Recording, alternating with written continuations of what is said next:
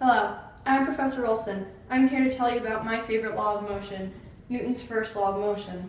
It states that an object in motion will stay in motion, and an object in rest will stay at rest, unless they are acted upon by an unbalanced force.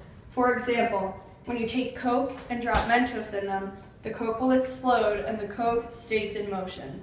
Or if you have a ball that's at rest, and it will stay at rest, but if you kick it or put an unbalanced force on it, the ball will stay in motion.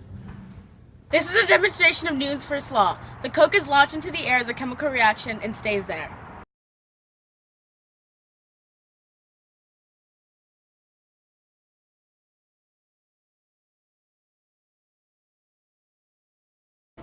Hello, I'm Professor Dolgen, and I'm here to tell you a little bit more about Newton's first law of motion.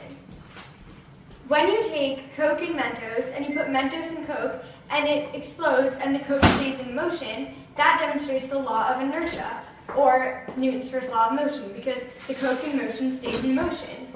In addition, if you have a rolling pin, and you don't interact it with an unbalanced force, then it'll stay at rest. Also demonstrating the law of inertia, because the object at rest stays at rest. But if I were to kick it, that demonstrates that an object in motion stays in motion, because if Amanda's feet weren't there to stop it, Amanda's feet are the unbalanced force.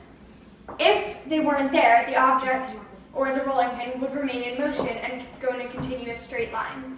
That is the law of inertia. This is a demonstration of Newton's first law of motion. An Amanda at rest stays at rest. An Amanda in motion stays in motion.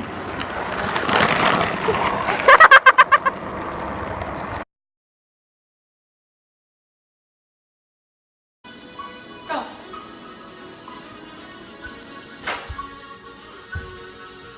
Word!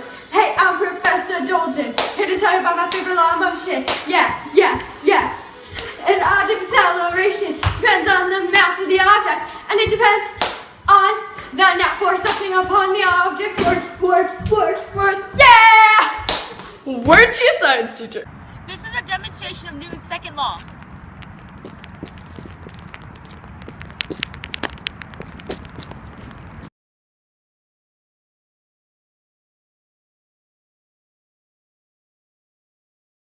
This demonstrates Newton's second law of motion because it shows that with gravity, the object with the greater mass accelerates faster than the object with the lesser mass, and when gravity is removed, the objects fall at the same rate.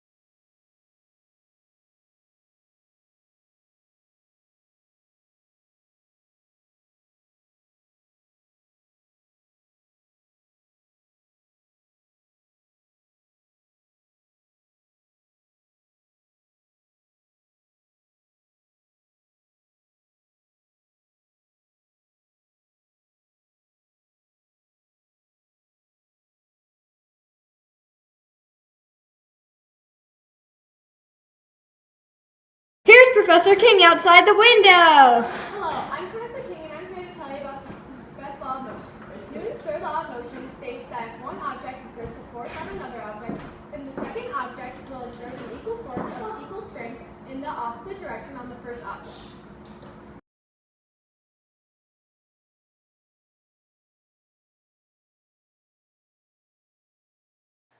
Newton's cradle demonstrates the third law of motion because the ball on one end hits the four balls and the one on the other end swings out with an equal and opposite reaction.